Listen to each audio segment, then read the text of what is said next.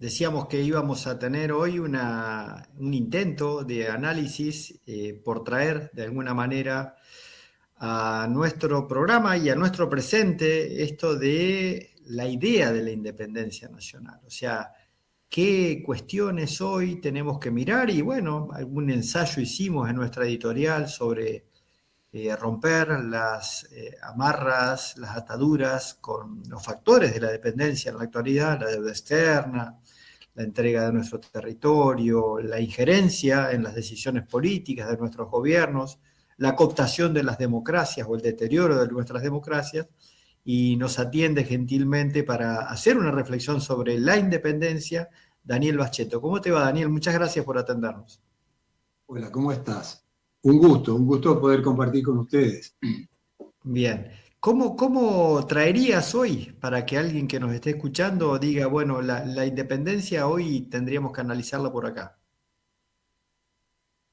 Bueno, mirá, en primer lugar el tema de la independencia es un tema de una complejidad muy grande, ¿no es cierto? Si vamos al hecho histórico en sí, que conmemoramos ayer, ¿no es cierto? El 9 de julio, como sabes, está consagrado, digamos así, dentro de los rituales o las efemérides como una especie de mito del origen o de la fundación de la República Argentina, ¿no es cierto? Como nación, como un Estado-nación, digamos, con autodeterminación.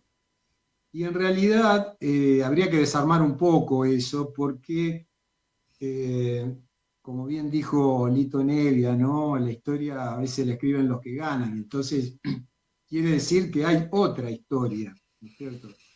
Y en realidad, en los rituales escolares, ¿no es cierto? En general se lleva esto a una conmemoración más bien burocrática, un vaciamiento un poco del sentido, digamos así, conflictivo y polémico que tiene el hecho del Congreso de Tucumán, ¿no es cierto? Porque, si me permitís, querría referirme un poquito a eso, a ese momento y después, si querés, lo traemos al presente, ¿no es cierto?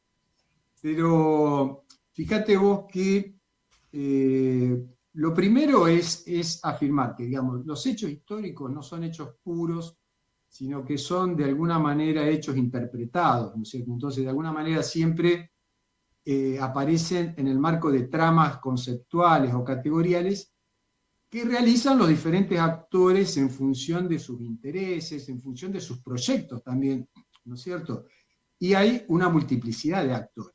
Si vamos digamos, al periodo en que ocurrió el Congreso de Tucumán, bueno, ¿cuáles eran los actores fundamentales y cuáles eran los intereses que estaban ahí ya puestos sobre la mesa, digamos? Bueno, por un lado tenemos, digamos así, el sector de aquellos que claramente tenían un proyecto de independencia, de un proyecto de liberación, digamos así, de las ataduras respecto de España, y ahí lo podemos ubicar a Belgrano, a San Martín, a Güemes, ¿no es cierto?, tranquilamente. De hecho, fueron los principales impulsores de la declaración de la independencia.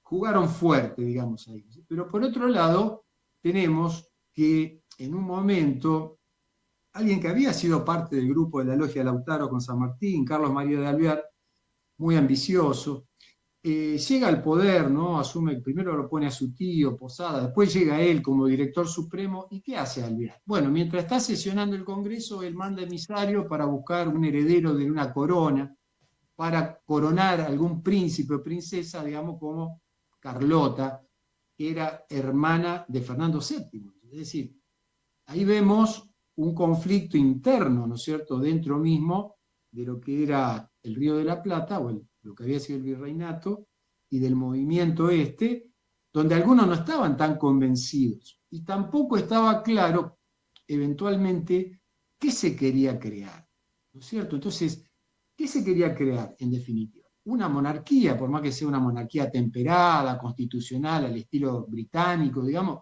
o una república. Y ahí aparece otro actor muy importante que tampoco se tiene en cuenta generalmente en los actos escolares, y es Gervasio Artigas, José Gervasio Artigas. El artiguismo ya en ese momento existía, y había de alguna manera planteado sus diferencias con respecto a la camarilla porteña y de alguna manera todo el litoral lo acompaña a Artigas en eso. Y un año antes del Congreso de Tucumán ocurre un hecho muy importante, que es el Congreso de Oriente en el Arroyo de la China. El Congreso de Oriente de 1815 asisten representantes de todas las provincias del litoral, Misiones, Corrientes, Entre Ríos. Córdoba también estaba bajo la influencia de Artigas, y la banda oriental. Y ahí, ¿no es cierto?, se proclama la independencia, no solo de España, sino de todo otro poder extranjero. El problema es que no llegó hasta nosotros un documento, se perdió de alguna manera lo que se hizo en ese congreso, y entonces tenemos que deducir un poco por los antecedentes, por otros documentos, fuentes anteriores, qué es lo que pasó. Bueno, una fuente muy importante son las instrucciones que le había dado Artigas a los representantes, digamos, de la Liga de los Pueblos Libres, cuando se convocó a la Asamblea del año 13 en Buenos Aires. Cuando se convoca a la Asamblea del año 13, los diputados que van por el artiguismo llevan un mandato muy claro, muy claro. ¿Ese mandato cuál era? Estamos hablando 3 años antes del 9 de julio de 1816, ¿no es cierto? Era declarar la independencia de manera inmediata, ¿sí? No solo de España, sino de todo otro poder extranjero. Crear una forma republicana de gobierno, o sea, rechazaba la monarquía, claramente una república. Establecer la igualdad de las provincias, ahí aparece el problema de la relación con Buenos Aires, que tenía un planteo unitario, de una constitución unitaria, y por otro lado, que la capital de la entidad política que surgiera no tenía que estar en Buenos Aires. Entonces ahí aparece un conflicto, te diría, que va a atravesar por décadas nuestra historia posterior, ¿no es cierto? Que es ese conflicto entre esa, como diría Alberdi, esa nueva metrópoli, que es Buenos Aires, en relación a las provincias del interior. Dice Alberdi, nosotros nos sacamos una metrópoli de encima, que era España, y tenemos otra metrópoli, ¿no es cierto?, que es Buenos Aires.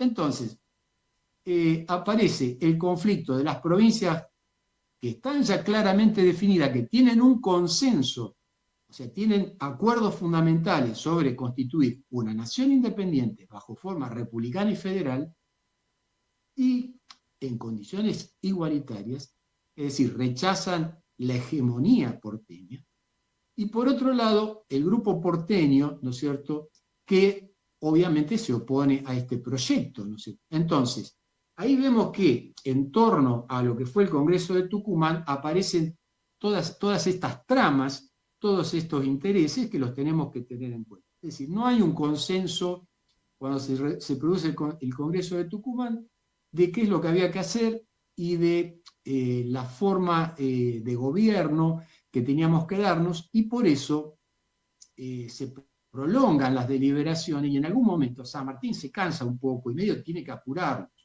A través de Godoy Cruz, él le dice, bueno, loco, yo no puedo lanzarme con el ejército a una guerra y todavía le estamos jurando obediencia a Fernando VII. Déjense de joder, declaren la independencia de una vez, ¿no es cierto? Claro, digamos, era medio ridícula la situación. Pero los tipos no todos estaban decididos. Ojo con eso. Entonces, hay una romantización por ahí de los congresales que estaban todos fervorosamente, ¿no?, a favor de la independencia. No es tan así.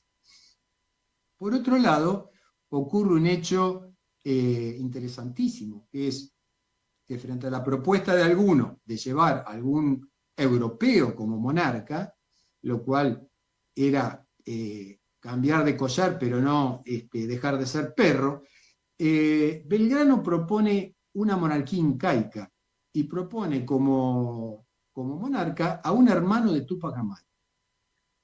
Una propuesta de una audacia impresionante, pero que San Martín y Güemes apoyan fervorosamente. Eso no se enseña en las escuelas. Claro. Ahora, ¿no es cierto? Porque es muy escandaloso. ¿Cómo? De hecho, los diputados porteños la rechazan de plano porque dice, ¿cómo vamos a tener un rey enojota? Un indio. Claro. Un rey enojota. Dice. Bueno.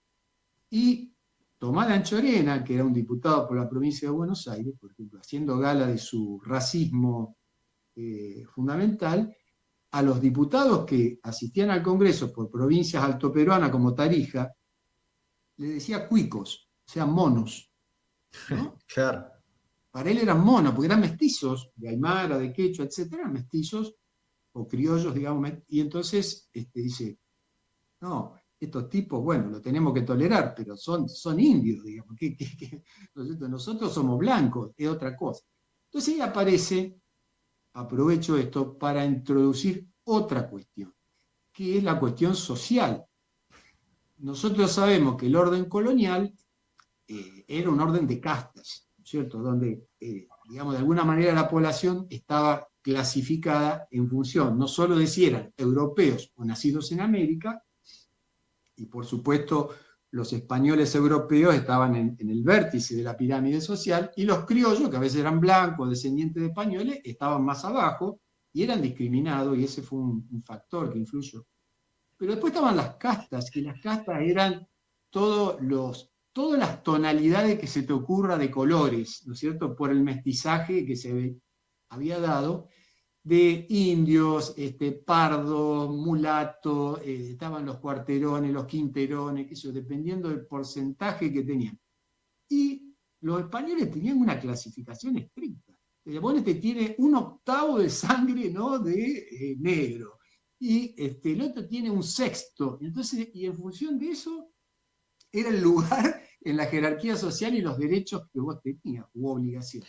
Bueno, Dani, tráeme esta reflexión al presente en estos últimos minutos, porque estamos ya terminando el programa, pero no queríamos dejar bueno, de... No, estamos a las 8 terminamos, por eso son las 8 menos 5, pero traenos una idea de cómo estás viendo esta idea de discutir o reflexionar sobre la independencia nacional en este momento tan negro, bueno, tan oscuro del país. perfecto. En ese momento aparecen de alguna manera dos proyectos de país, ¿no es cierto?, fundamentales, ¿no es cierto?, y que van a ser antagónicos. El proyecto de las élites, fundamentalmente de los puertos, que era un proyecto de subordinación al imperio, a una potencia hegemónica exterior, que era Gran Bretaña, y que se basaba fundamentalmente en el libre comercio, en los negocios, digamos. Y era un proyecto que le venía bien la fragmentación territorial, porque eso le molestaba el Alto Perú, y por eso de hecho se desentendieron, y por eso nació Bolivia, porque podría haber sido una provincia argentina tranquilamente. Entonces, de alguna manera lo traigo al presente en este sentido. Había un proyecto, que era el proyecto de las élites, que se continúa, que genera una tradición ideológica y política que llega hasta el presente, que es el de las élites antidemocráticas, antipopulares, y que no tienen un proyecto de nación soberana e independiente, sino un proyecto, digamos, de negocios, simplemente para ellos, ¿no es cierto? Pero a la vez había quienes querían un proyecto de una nación independiente y soberana, ahí lo ponemos a Belgrano, a Güemes, a San Martín, también a Artigas, ¿no es cierto? A lo mejor no coincidían en todo en cuanto al sistema político, pero básicamente, y en el caso de Artigas estaba muy claro, era un proyecto de una sociedad, digamos, donde se buscaba incluir a todos de manera igualitaria. Eso se ve en el reglamento de tierras que había sancionado Artigas, donde él dice que los más infelices tienen que ser los más privilegiados. O sea, los más pobres tenían que ser ayudados de alguna manera por el gobierno o el Estado, lo que fuera, para salir de esa situación de miseria, de pobreza, etcétera, de exclusión. Entonces tenemos dos proyectos que se van a continuar después con distintos nombres, con distintas expresiones políticas, digamos, hasta el presente. Y de alguna manera nosotros tenemos este conflicto irresuelto, ¿se entiende? Estamos en el siglo XXI, pero no lo resolvimos. Queremos ser una semicolonia con una prosperidad para el 10%, el 15%, el 20% y el 60, 70% mal, o queremos ser una nación con todos adentro. Me parece que eso es lo que tenemos que seguir discutiendo y aún no lo resolvimos, ¿cierto? Pero bueno, en eso estamos. Bueno, Dani, te agradecemos mucho tu intervención. Te mandamos desde nuestro programa Así, FM Gol de Santa Fe, un abrazo enorme y valoramos enormemente la posibilidad de haber charlado este tema tan trascendente para nosotros y para nuestro pueblo. Abrazo grande. No, abrazo grande a vos, saludo a tu audiencia y bueno, espero que la próxima vez me des un poco más de tiempo. Sí, arrancamos tarde, se nos atrasó el reporte desde Estados Unidos, viste que iba a ir a las 7 No, y está bueno, bien, arrancamos está tarde, pero bien. ya lo que vamos a hacer para subsanar esto es ¿No? invitarte un día al piso, que te vengas. Ah, excelente, con todo ¿Eh? gusto. Bueno, Si hay mate voy. sí, señor, ay. Daniel, Daniel Bacheto Abrazo, pasaba, gracias, abrazo enorme. Daniel abrazo. Bacheto pasaba por EASI.